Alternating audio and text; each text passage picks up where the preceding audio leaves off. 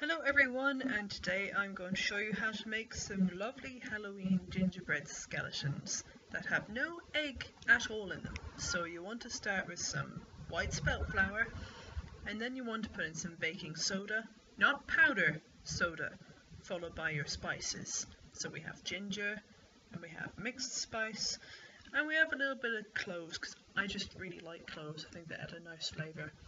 You want to mix up the dry ingredients until there's no lumps of baking soda. Oh Jesus, look at me, I'm a state.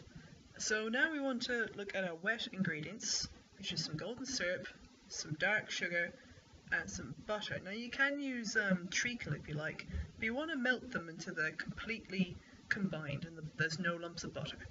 And then you add the wet to the dry.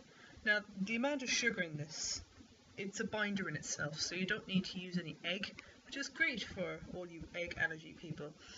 So now you just have to wrap it up and chill it in the fridge. Now we melted the butter, which means this is completely unworkable with at the moment, so you have to chill it until it's completely firm.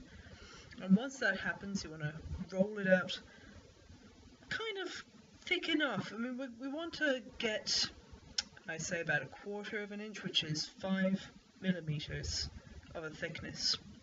So if they're too thin, they'll be kind of crispy, more like a ginger nut than a gingerbread man. But if you like crispy, you can go with crispy and make it a bit thinner. So I'm using a gingerbread man cutter, which is about 10 centimeters, 10 and 12 centimeters long, but you can absolutely use smaller ones. And this dough is very forgiving, so it re-rolls very easily. So you don't have to worry about overworking the flour by balling it up and rolling it out too many times.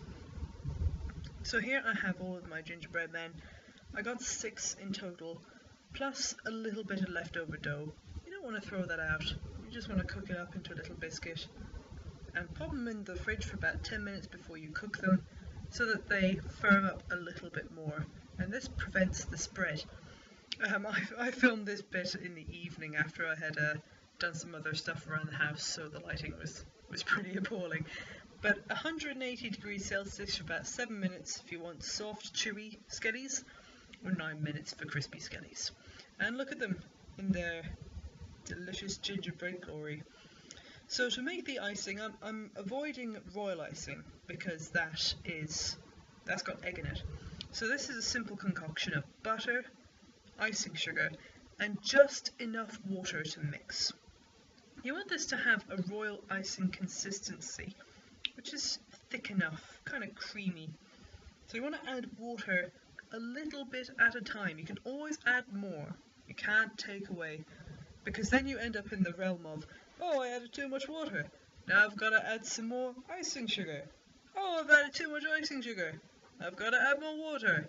And you'll be at that for the rest of the evening until you basically run out of icing sugar. So you see the consistency there. It's creamy, kind of royal icing-y. And now we're going to make ourselves a baking paper cone for icing. You don't need to use a large icing bag for this. You just get a triangle of baking paper and roll it up as shown, and you get a little coronet kind of thing. And you can use that to pipe on your designs. You can make the designs as complex or as simple as you like. I'm going for a sort of skull with a very kind of simplified, stylized skeleton. Hell, you can go completely anatomically correct with this. You can get at the old How My Body Works books and have a look at the old skeletons there, but I decided to go for something a little bit stylized. As you can see here, taking a few liberties with the old amount of fingers that people do have. And there are your 6 delicious skeletons. So for ingredient amount conversions, please check out the link in the description box. Thanks for watching!